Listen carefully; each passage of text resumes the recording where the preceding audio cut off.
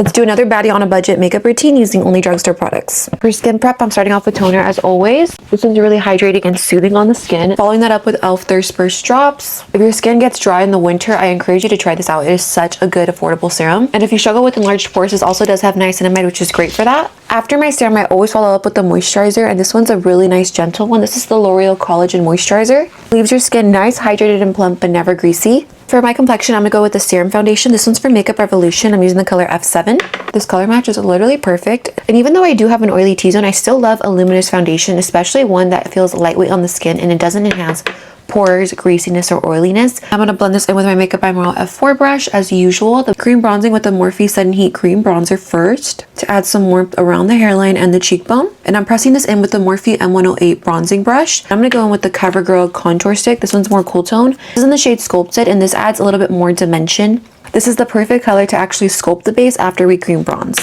So I'm just going to press this in right on top. Going to go on with the Milani Cheek Kiss blush in the color Merlot and put this right on the high points of my cheekbones. Now I'm going to go ahead and take the e.l.f. concealer. This is the e.l.f. Hydrating Camo Concealer in the color Fair Rose and put this right on the inner corner.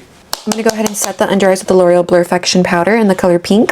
Look at the difference that this powder makes. My pores just disappear with this powder. Now I'm going to go ahead and tightline with the e.l.f. Kohl Liner. And this is in the shade Berry Unnecessary. I'm going to take the Morphe M244 brush as well as the Juvia's Place Powder Bronzer. This is a dual in the shade Light. I'm just going to press this everywhere we applied that cream bronzer. Now I'm going to take the Revolution Beauty Bouncy Blur Blush in the color Berry and the Morphe M201 blush brush and put this right on the high points of my cheekbone. I'm going to pack on some of this Beauty Creations Very Vanilla Brightening Powder in the inner corner and slightly marry this on top of the high points where I applied that blush just so there's a smoother transition. I have a new highlight duo that I've been obsessed with, a powder formula and then a stick formula. First I'm going to go with the NYX Buttermelt highlight. This is in the shade Bright and Butter. Apply this right on the high points of my cheekbone. And look how beautiful this cream highlight is. I applied on the back of my hand just to warm it up first. And then I'm going to dab some on my sponge and then press this right on top of that highlight. Look at that reflect. So if you find brown way too intimidating but you want something to sculpt and define your lips, this is the color Spiffy. And I'm going to go with just a smidge of extra cream from Made by Mitchell. And I'm just going to press some lightly on top. And this is the star of the show, Makeup Revolution Candy Pink.